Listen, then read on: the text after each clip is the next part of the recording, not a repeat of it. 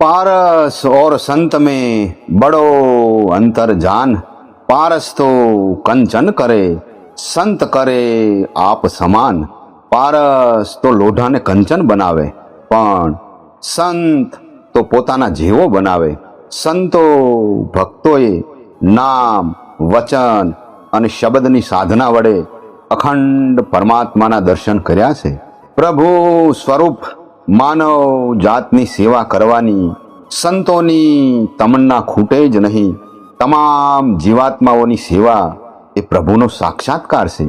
સ્વર્ગની, દિવ્યલોકની, મોક્ષની કે પ્રભુ પદની આશા સિવાય કેવળ માનવ સેવાની જ લગ્ની રાખી મહામાર્ગે જનારાઓની સંસ્કૃતિ એટલે સોરઠ દેશ। સંત પરમ હિતકારી જગત માહી, સંત પરમ હિતકારી પ્રભુ પદ પ્રગટ કરાવત પ્રીતિ, ભર મિટાવત ભારી। સંતો ભક્તો તો વાદળાની જેમ આવીને વરસી જાય છે। પોતાની દિવ્ય સાધના વડે, સિદ્ધિ વડે અને તપ વડે માનવ માત્રના દુઃખ દૂર કરે છે અને પ્રાણી માત્રને શાંતિ આપે છે। એવા જ પરમ સંત સૌરાષ્ટ્રના ભાવનગર પંથકના હડમતિયા ગામે સત ધર્મની જ્યોત પ્રગટાવનાર સિદ્ધ સંત કાળુ બાપુને આજે આપણે વંદન કરીએ। સૌરાષ્ટ્રના પાલીતાણા પંથકના દેદરડા ગામે કોળી મેર પરિવારમાં સંત કાળુ બાપુનો જન્મ થયેલ। ઘરમાં ગરીબી એટલે કુટુંબના ભરણ પોષણ માટે ગારિયાધાર પંથકના પરવડી ગામે વસવાટ કર્યો અને રત્ન કલાકાર તરીકે મજૂરી કામ કરતા। હીરા ઘસવાની સરેણ જેમ ચક્કર ચક્કર ફરતી, એમ સંત કાળુ બાપુનું મન પણ ચક્રાવે ચડતું। આ સૃષ્ટિનું ચક્ર કોણ ચલાવતું હશે? આ આકાશમાં સૂર્ય અને ચંદ્રને કોણ ચલાવતું હશે? સાધુ સંતો પાસેથી સાંભળેલું કે 1,84ના ફેરા ફરી ફરીને આ મનીખો દેહ મળે છે, તો આ સંસારમાં દુઃખ, દર્દ અને પીડા કેમ છે? આમ સરેણ ઉપર હીરો ઘસાતો જાય ને મનમાં અગમ અગોચર સરાચર સૃષ્ટિ અને ઈશ્વરને જાણવાની તાલાવેલી જાગતી જાય।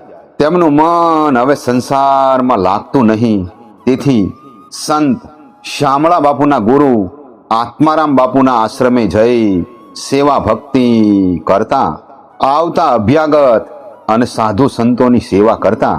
હવે તો મનમાં પૂર્ણ વૈરાગ જાગી ગયો હતો। દર મહિને હીરા ઘસવાની મજૂરીનો જે પગાર આવે એમાંથી નાના નાના ભૂલકાઓને સ્વાદિષ્ટ બાળ ભોગ જમાડતા। આમ સાધુ સંતોની સેવા ભક્તિ કરતા અને ભજન ભક્તિ કરતા કરતા હવે તો પૂર્ણ વૈરાગનો રંગ લાગ્યો। રૂપાવટી ગામે સંત શામળા બાપાને શરણે જઈ સેવા ભક્તિ કરતા સંત શામળા બાપુએ આ હીરને પારખ્યું। સંત શામળા બાપુની રજા લઈ ગિરનારની ગોદમાં સતાધારની વાટ પકડી સંત શામજી બાપુને ગુરુ તરીકે હૃદયમાં સ્થાન આપી આશ્રમમાં રહી સેવા ભક્તિનો આહલેખ જગાવ્યો। આશ્રમમાં નાનું મોટું કામ કરી અને પાડા પીરની પણ સેવા ચાકરી કરતા। આમ ઘણા વર્ષો સુધી આશ્રમમાં સેવા ચાકરી કરી।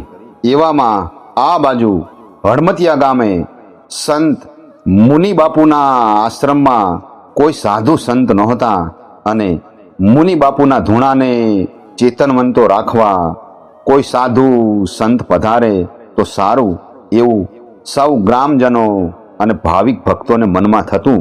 એક દિવસ ગામના સૌ ભાવિક ભક્તો ભેગા મળી વાતો કરતા કે આવા પવિત્ર સ્થળે કોઈ સાધુ સંત પધારે તો ગ્રામજનોને સાધુ સંતોના ભજન સત્સંગ સાંભળવાનો લહાવો મળે।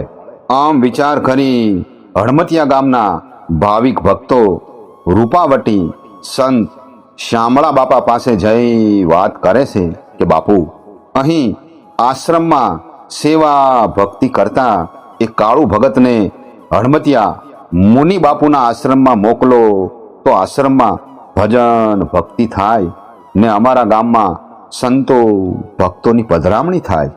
વાત સાંભળી સંત શ્યામળા બાપાએ કહ્યું કે કાળુ ભગત તો અત્યારે સતાધાર સંત શામજી બાપુના શરણે રહી સેવા ભક્તિ કરે છે, તેથી તમારે કાળુ ભગતને આમંત્રણ આપીને સતાધાર તેડવા જવું પડે.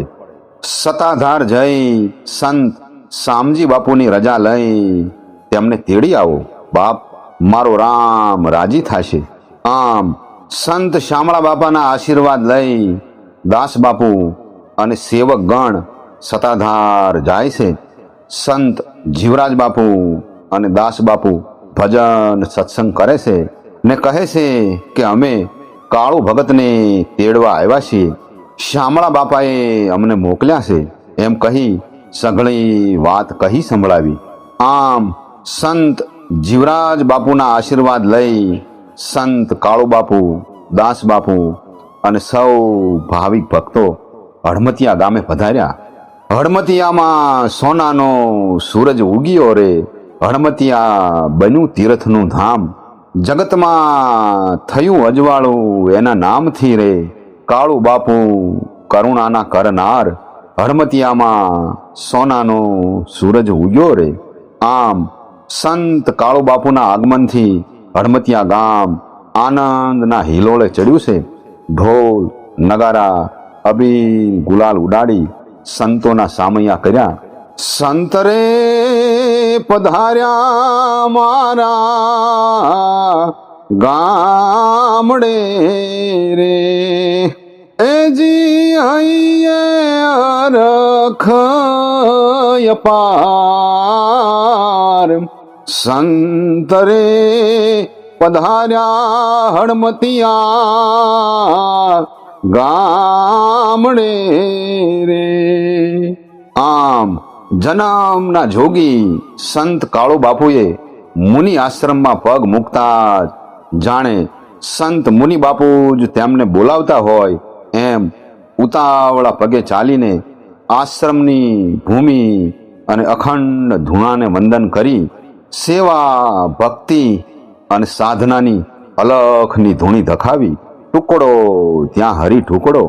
આવતા અભ્યાગતને ભાવિક ભક્તો અને સંતો ભક્તો માટે અન્ન ક્ષેત્ર શરૂ કર્યું અને સંત કાળુ બાપુએ મૌન વ્રત ધારણ કરી દ્રઢ સંકલ્પ લીધો કે કોઈ દિવસ આશ્રમની બહાર ન જવું. આ પવિત્ર જગ્યામાં જ સેવા સાધના અને ભક્તિની જ્યોત જગાવી. સંત કબીર સાહેબ કહે છે, કસ્તુરી કંડલી બસે મૃગ ઢૂંઢે બન માહી. ऐसे घटी घटी राम है दुनिया देखे नाही. આમ સંત કાળુ બાપુ કહે છે, રામ તો ઘટ ઘટમાં બિરાજે છે, તેથી માનવ સેવા એ જ પ્રભુ સેવાનો આહ્લેખ જગાવ્યો. મુનિ આશ્રમ હડમતિયા અને સિદ્ધ સંત કાળુ બાપુના તપ સાધના અને સેવા ભક્તિની સુવાસ સોરઠના સીમાડા વટાવી સમગ્ર ભારત અને દેશ વિદેશમાં વહેવા લાગી. દીન દુખિયા અને હજારો ભાવિક ભક્તો મુનિ આશ્રમ હડમતિયા અને સંત કાળુ બાપુના દર્શન કરી ધન્યતા અનુભવે છે. સંત કાળુ બાપુના દર્શન થકી જ ભાવિક ભક્તોના શુભ સંકલ્પો પૂરા થાય છે. દીન દુખિયાના દુઃખ દૂર થાય છે.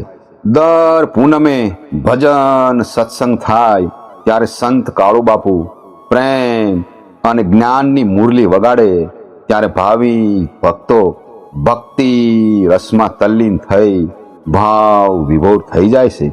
મુનિ આશ્રમ હડમતિયા ધામ સંત કાળુ બાપુના આશીર્વાદથી અનેક સેવાકીય પ્રવૃત્તિથી ધમધમે છે. અનેક દીકરીઓના સમૂહ લગ્નોનો દર વર્ષે આયોજન થાય છે. મુનિ આશ્રમ હડમતિયા અને સિદ્ધ સંત કાળુ બાપુના દર્શને આજે માનવ મહેરામણ ઉભરાય છે. લાખો ભાવિક ભક્તો સંત કાળુ બાપુના દર્શન કરી ધન્યતા અનુભવે છે.